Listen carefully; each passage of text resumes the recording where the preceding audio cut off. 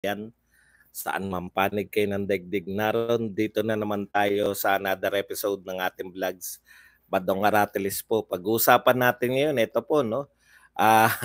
Iniintay ko po na may sumagot sa mga vlogger ni PBBM at ng mga Tambi vloggers tungkol po dito nga sa ano no, panyanyari na hanggang ngayon ay hindi pa po nakikita si Pangulong Marcos dun po sa pakikiramay sa mga sundalong napatay dito ng mga alam na natin no, yung grupo ng mga terrorists.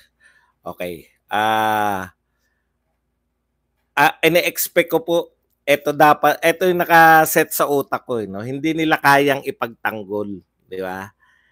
Hindi mo kayang ipagtanggol yung non-appearance kasi lalabas talaga na parang mahirap ipagtanggol yun eh, yung nakiramay si BP Sara. As usual, yung mga Duterte, talagang ugali nila yung makiramay lalo na po sa mga sundalo no, na namatayan.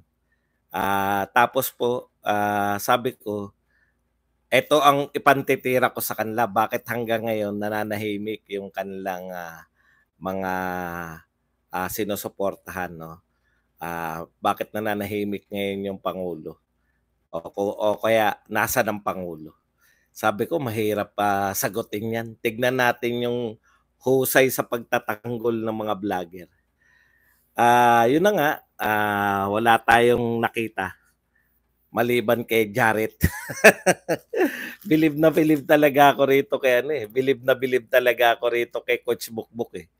Alam po ninyo, eto na talaga, kung eto na po ang inyong pinakamagaling na vlogger, talagang grabe po, no? Hindi po ako nagtataka kung bakit po yung kalidad ng pagtatanggol nyo sa Pangulo, ganun na lang, no? Instead po na ako, simple lang eh, no? Kung hindi mo, kumbaga, yung ginawa po ng mga Duterte pakikiramay, wala ka pong pwedeng ipula doon eh. Di po ba? Hindi mo pwedeng siraan yung mga Duterte dahil nakikiramay sila sa mga napapaslang.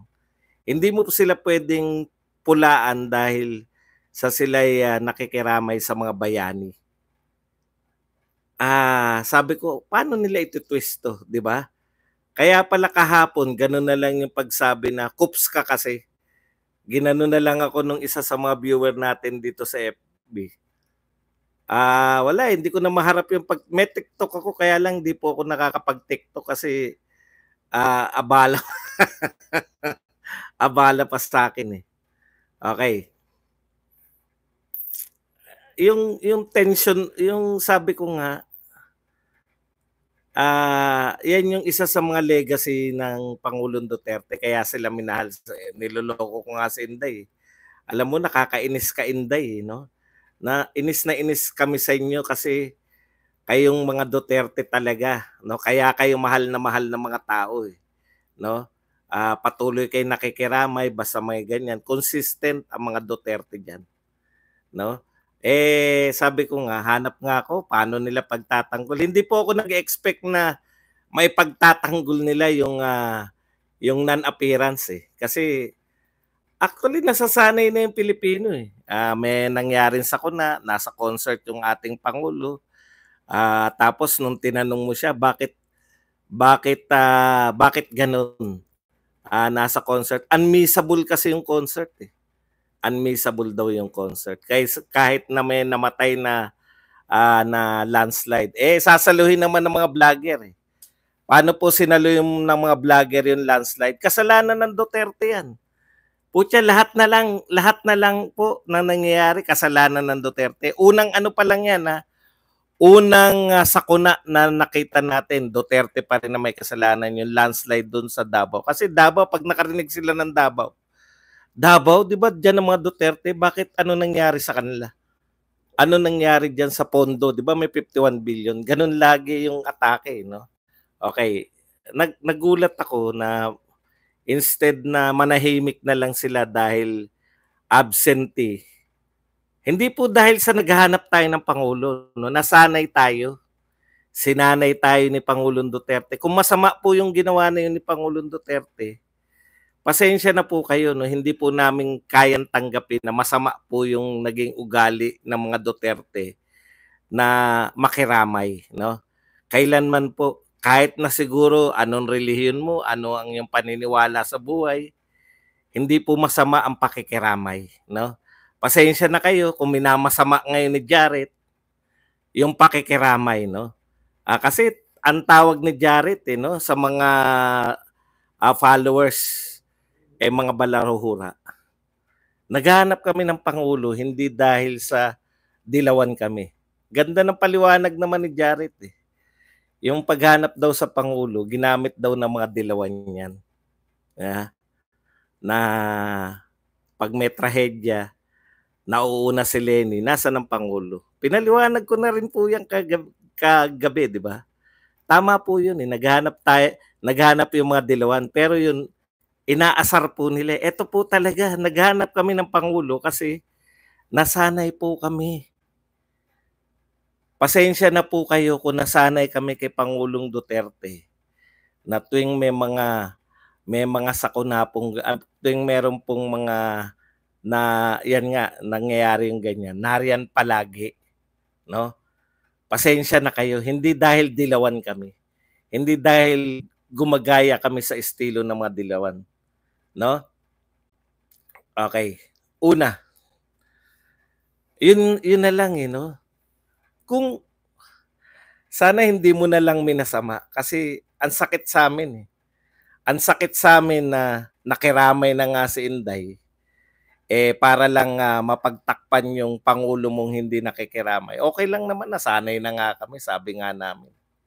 Pero hindi lang namin talaga may alis na maghanap. Ngayon, instead na sagutin mo, gusto mo sagutin no? Ang sagot ni Jared, bira. Alam niyo yun? Yung ibig sabihin ni Jared, birahin natin to si Sara dahil nakiramay. Grabe, no? Ang sagot niya sa pakikiramay ni Sara at hindi pakikiramay ni PBBM, pro-China si Sara Sabi ko, ano ang connection? No? Ano ang connection? Bukbok. Grabe, ito na po ba yung Ito na po ba yung pinakamatalinin ninyong vlogger? Ano po connection? Yan ba, Jared, masasabi mo yan sa pamilya? Ay, pasensya na po kayo Hindi po nakiramay ang Pangulo namin kasi pro-China si Sara Duterte. Alam niyo yun, palibalik-tarin mo man, yan yung gusto mong ipunto. Kaya lusot na yung hindi pakikiramay ng Pangulo kasi pro-China naman si Sara Duterte. Naghanap kami ng Pangulo hindi dahil sa kung ano pa man. Naghanap kami dahil naghahanap talaga kami. Alam mo yun?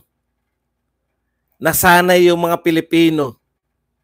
Kita nyo. Kups na naman daw talaga ako. Talagang antindi talaga nito Wala akong, nagsabi. Pinagmamalaki namin yung ginagawa ng mga Duterteng pakikiramay. Kups ako. Yun yung sagot nila, kups. Wala kang magagawa, kups ka talaga Kaya akong pinagmamalaki, kaya ka naghanap Ngayon, hindi na po ako magtataka Kasi ganyan pala yung mga vlogger nyo magpaliwanag. No? Pro-China kasi yan Ito pinakamalupit sa lahat. Huli na nga raw si Sara Duterte. Huli na raw po si Sara Duterte. Nakiramay na't lahat, huli na raw sa pakikiramay. Sabi ko, na-miss ba natin yung balita? Nakiramay ba si PBBM at huli na si Sara Duterte? Bakit nga nasabing huli? Alam niyo, pinaiikot kayo sa paliwanag. Maglalabas ng dyaryo, narito na si PBBM. Habang nagbabakbakan, narito na siya Kaya huli na si Sara Duterte. In fact, gumawa lang daw ng video si Sara Duterte. Uy, Jared, hindi, nauna raw si PBBM Kaya nga yung truth sa kanila, natutwist na nito ni Bukbok Nauna, bakit namin hinahanap kung nauna? Nilihim? Nilihim niya yung pagpunta? Tapos babasahan ka ng mga dyaryo. Di nagbasa ng dyaryo. Naroon na raw si PBBM. Ang point niya, naroon daw si PBBM. Pero ang binabasa po niya, hindi po yung naroon si PBBM nung merong pong casualty. Naroon si PBBM, hindi ko maintindihan. Yung truth sa kanila, kaya nilang i-twist eh. Ang hinahanap namin, simple lang eh. May nakiramay, di ba?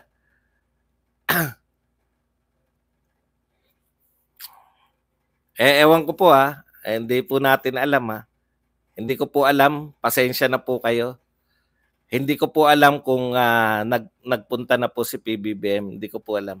Kaya po naghahanap tayo, no? Pasensya na. Ako siguro yung na-twist kasi kahapon lang ako naghahanap eh. Anong araw na ba ngayon? February 20 ano na ngayon?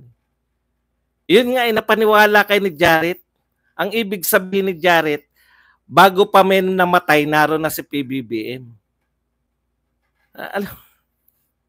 Diyos ko, hinahanap namin kayo sa okasyong ito eh. Sa pakikiramay dito sa mga napatay. Ang sinasabi ni Jared, naroon daw si PBBM before pa yung magkaroon ng ano. Alam niyo po, magkaibang event. Parang gustong palabasin, may naniwala May naniwala. Parang gustong palabasin na wala pa namamatay, nakikiramay na siya.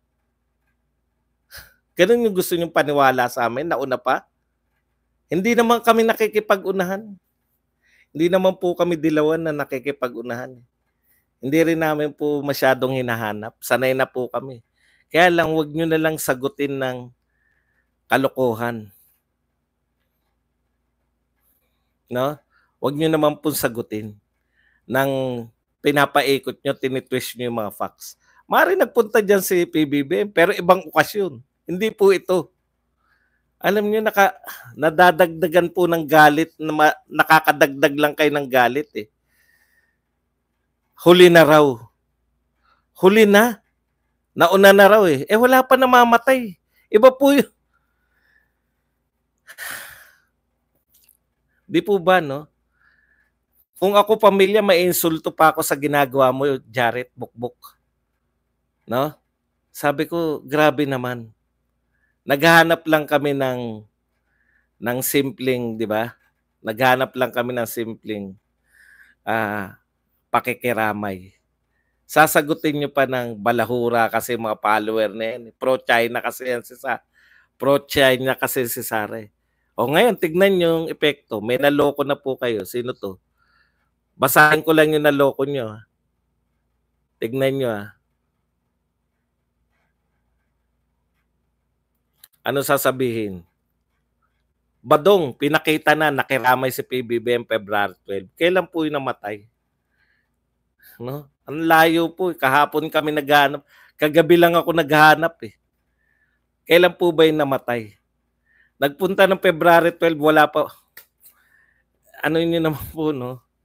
Yan yung ginagawa sa inyo, tinitwist na po. Pag ako, tinitwist na yung truth sa akin, it's time to pag-isipan ko, no? Kahit po pro-BBM pa rin kayo. Pero kung hindi ko sinabing dahil sa vlogger na umalis kayo, hindi naman po vlogger eh. Ibig ko sabihin, mag-isip naman po kayo ng kung niloloko na kayo o tinitwist na yung mga facts para lang umayon. Para lang sabing, huli na nga si Inday. Huli na si Inday. Tinanong ko tuloy yung mga facts ko sa utak ko eh. Nakita ba natin na nakiramay? Bakit huli na si Inday?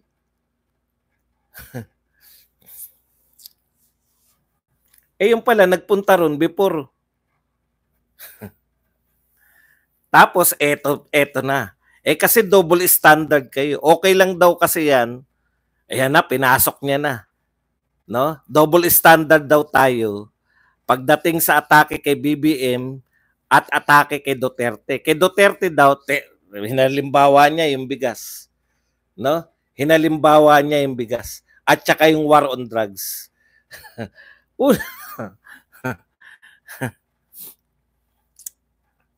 Alam niyo po, no, tigilan niyo na po yung ano, tigilan niyo na po yung katatanggol na may pinauna, no? Hindi po yan yung sinasabi namin. Yung personal pong pakikiramay, no? Wag na po nating palalain, no? Kasi magagalit lang po kami. Iniinsulto niyo na yung aming ano eh. Iniinsulto niyo na yung aming kakayahang mag-isip. Kung kaya po niyang mapaikot yung mga followers nila, wag naman kayo magpaikot dito. Ipagtatanggol niyo pa inuna si Bronner. Iba po si Bronner kay PBBM. Ang sinasabi po namin, personal po si Pangulong Duterte. Personal po siya kung makiramay. Hindi po yan, alam niyo, sa totoo lang, no? Pasensya na. Pasensya na po kayo kung hindi ko kayang tanggapin yan dito sa channel ko, yung mga katwiran na ganyan. Doon po siguro sa mga channel nyo, kaya nyo yan. Hindi pa po nagaganap yung labanan, nakikiramay na. Nauna na ron. Huwag nyo namang insultuhin yung kakayahan namin mag-isip. No? Huwag nyo pong never nyo po insultuhin yung mga utak ng mga tao rito. Okay.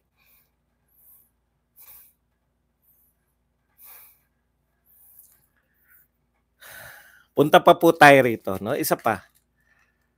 Ko-compare niya naman daw. Sabi nga ni Digong, 1 to 6. Takang-taka ko sa Jared. Bakit mo sinuportahan si Digong nga pala uli? Kung binabanatan mo yung 1 to 6 ay yung 3 to 6 months ba? Kaya na. Alam po ninyo, no? Ngayon, matagal nang sinasabi ng mga dilawan eh. 3 to 6 months, may droga pa rin. Di ba? Tanungin niyo dapat yung tao. Pwede ka naman mag-survey, kalye survey o magpa-survey kayo. Wala kasi nagpapa-survey. Kung ako mayaman lang, magpapa-survey ko. Gusto ba ng tao ang war on drugs o hindi? Kasi overwhelming. Maniniwala ako na gusto nila yung war on drugs ni Pangulong Duterte. Hindi nyo po kayang tapatan. No? Kaya sumikat si Pangulong Duterte nung panahon niya. Hindi nyo po kayang tapatan. Yung pagmamahal ng tao sa mga Duterte, ng paninira nyo ngayon. Grabe. 6. Ganun pa rin kayo. 3 to 6 months matatapos yung droga. Ngayon ba matatapos yung droga? Ilang taon matatapos ang droga? Nung nag-war on drugs nga eh, may natira pa rin eh. Pero itanong nyo sana yung mga tao. Itanong nyo sana yung mga tao kung sila ba gusto nila naganap na war on drugs para magkaalaman. No, kinakantsawan nyo eh. Parang minasama nyo na lahat eh. Takantaka nga ako dyan eh. Minasama mo pala eh. Bakit mo sinuportahan? Di ba? Bakit ka maka-Duterte noon? Kung masama pala yung ginagawa niya. Okay. Balikan natin. Mamaya po yung mga tanong. Sasagutin ko po yung mga tanong na yan. Balikan po natin muna. Ito po ang sagot naman niya. Kasi yung 20 pesos, kung makatira kayo, yung war on drugs ba, tinira nyo? Ito pang di ko kayang sikmurain eh. Sa'yo, Jared eh. Dalawa lang naman ang matagumpay na proyekto ni Duterte. Hindi niya sinama yung war on drugs. NTF-ELCAC, tsaka yung build. Mabuti naman. Kinilala mo yung NTF-ELCAC, tsaka build. Pero corrupt si Duterte. Puta, corrupt na si Duterte ngayon. Meron ba siyang kaso ng corruption? Jared? Tanungin kita, meron bang kaso ng corruption si Pangulong Duterte?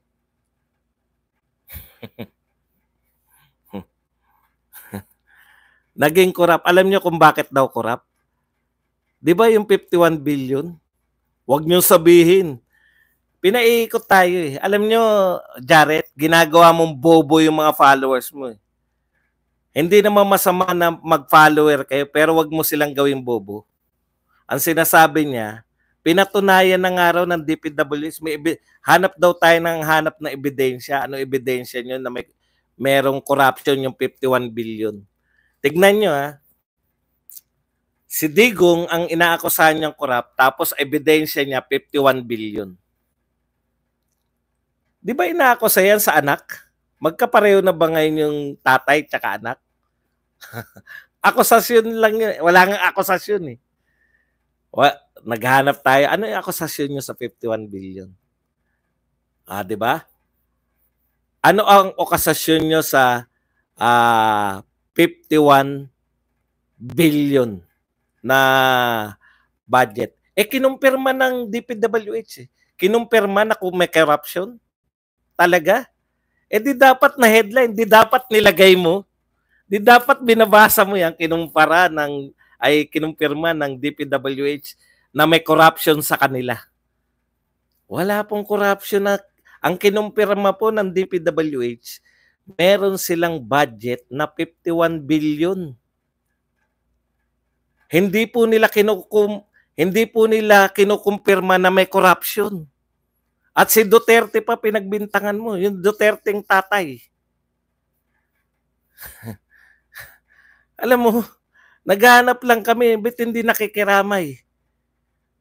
Ang paraan mo ng pagtatanggol sa hindi pakikiramay ni BBM, inatake mo si Sara Duterte, pro-China. Alam mo yung kapo-pro-China mo? Hindi ba kayo marunong magkwenta? Coach Bokbok? Bumaba na ba? Buhat nung pinauso ninyo yung pro-China.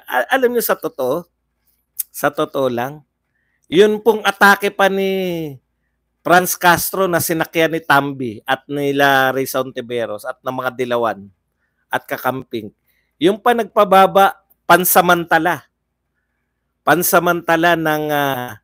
ng popularidad ni Sara Duterte. Kasi nabigla eh. First time po yan na may akusasyon o may pinapahiwatig na akusasyon ang lahat ng tao. For the first time, mayroong parang akusasyon kay Sara. Kaya nabigla ang lahat. Yung confidential fund, medyo bumaba. Pero nakarecover na si Sara eh. Number 1 na siya sa lahat uli.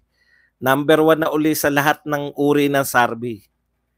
Wala na naniniwala. Ibig sabihin, nabigla lang. Puta, corrupt din pala yan. Nung na-realize ng mga tao na, puta, wala namang binibintang na corruption ha.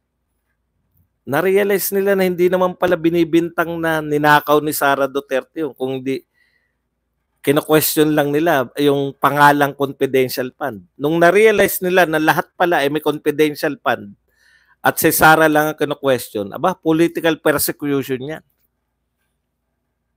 So balik tayo. Yung kapo-pro-China nyo, hindi po yan.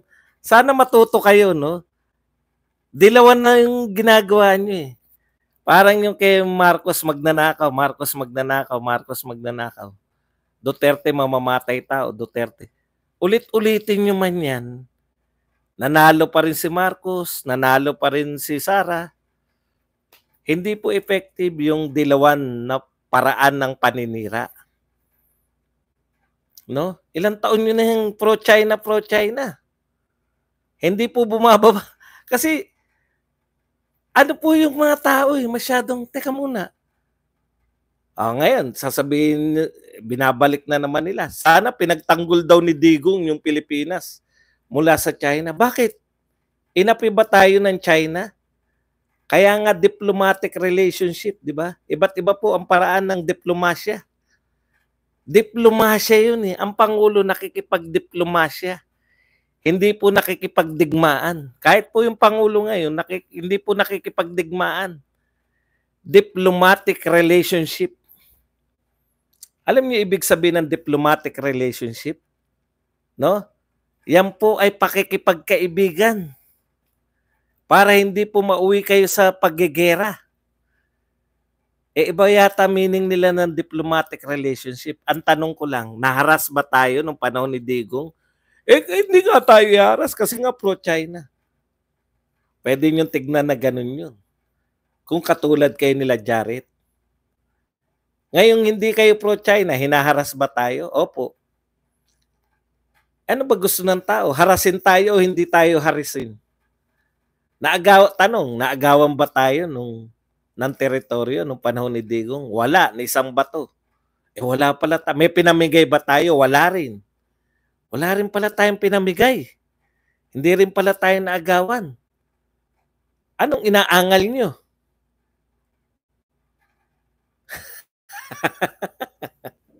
Ulitin natin, Raymond. Hindi, ganun mo na lang.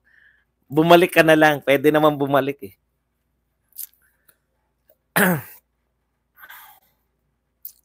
Ano inaangal ninyo kay Duterte?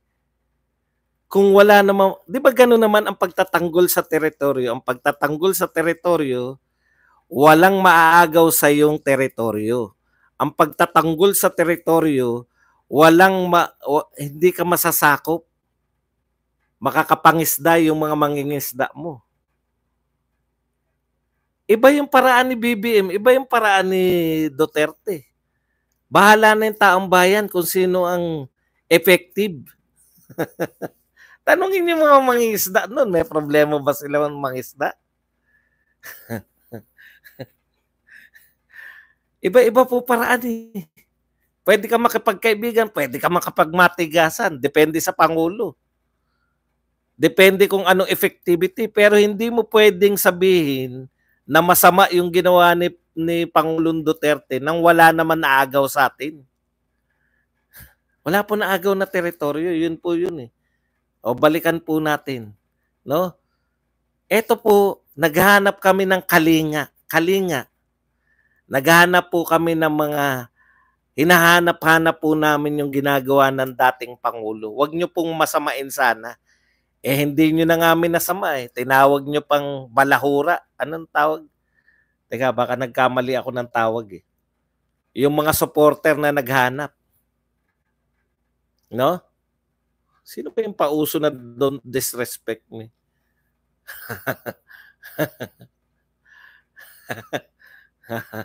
Kala ko naman, ang tindi naman na term mo, don't disrespect me agad.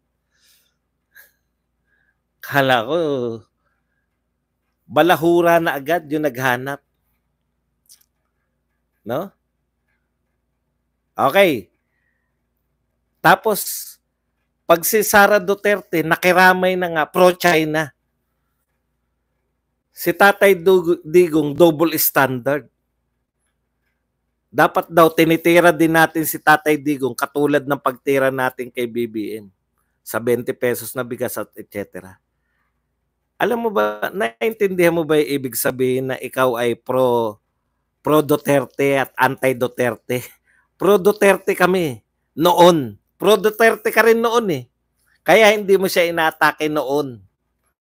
Ngayon, anti-Duterte ka na ngayon.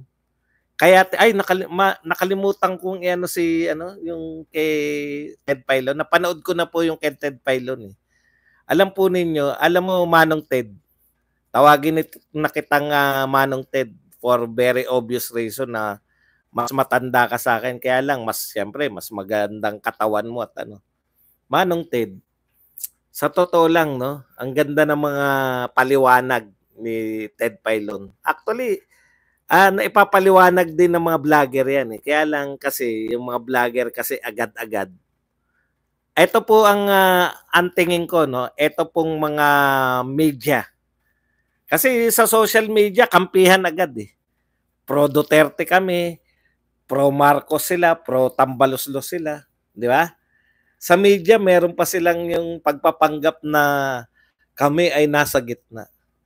No? Pag yung marami pong mga sikat na media personality, ang nakuha po natin, na umaray na. Ang dami pong umaaray dyan sa tchatcha nyo. Sa totoo lang. Ang dami po natutuklasan ngayon. Yung mga media na Dehin Bokiki, alam nyo yan eh. Alam nyo yan, katulad ng alam din ni Ted Filon yan. Pero nasagad na si Ted Filon. At kailangan namin kayo. Kasi maraming tao pa rin. Kasi ang nanonood sa amin, yung talagang pro Duterte. Wala namang bibihira naman papasok dito na anti-Duterte sila at mako-convert pa namin.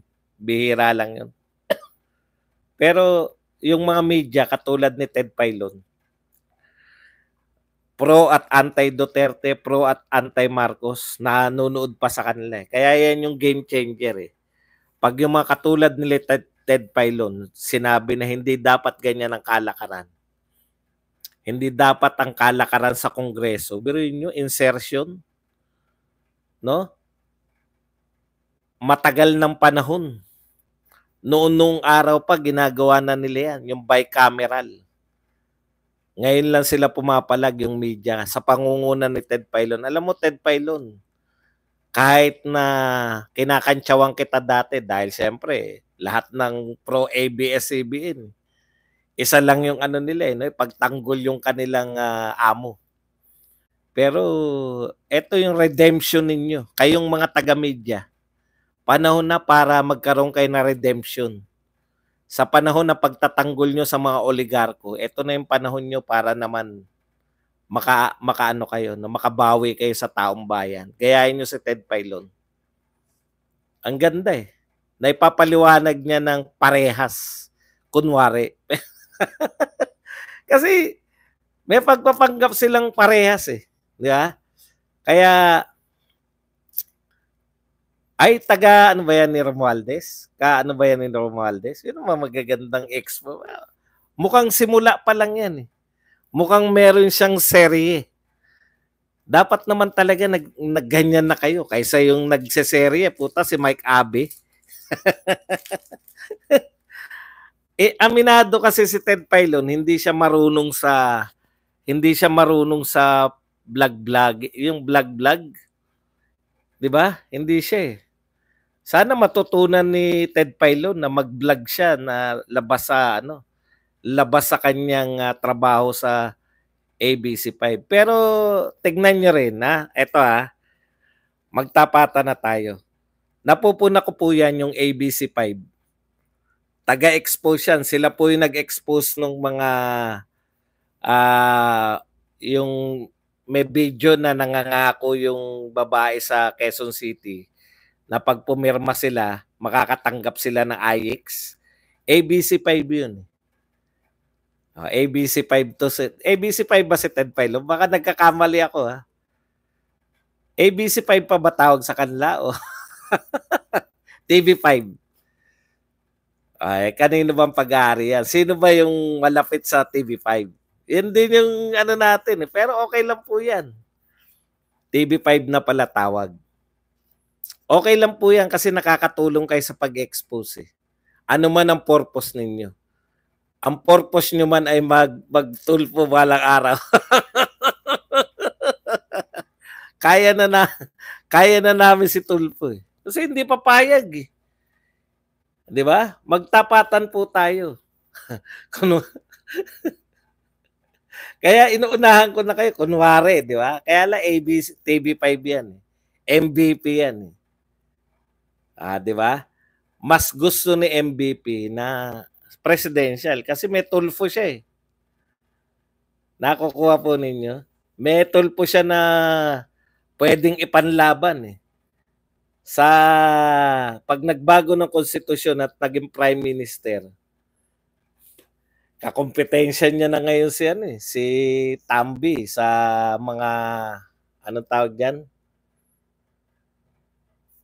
Kakompetensya niya na ngayon pa lang sa may mga 'di ba? Sa mga broadcast. Marami na rin si Tambi na broadcast eh. Kaya okay po 'yan. Nood lang tayong mga makasara sa 2028. Maganda yung bakbakan na yan. Sa media, meron na. Kaya lang, syempre, alam natin na papunta yan kay Tolfo. Kaya lang, makakatulong yan eh. Makakatulong sa atin yan. Si MVP po, si Pangilinan. Manny V. MVP. Hindi po MPV. MVP po. Manny V. Pangilinan. Baka nagkamali lang po ako ng pagkakasabi. Okay, yan lang po ang ating topic.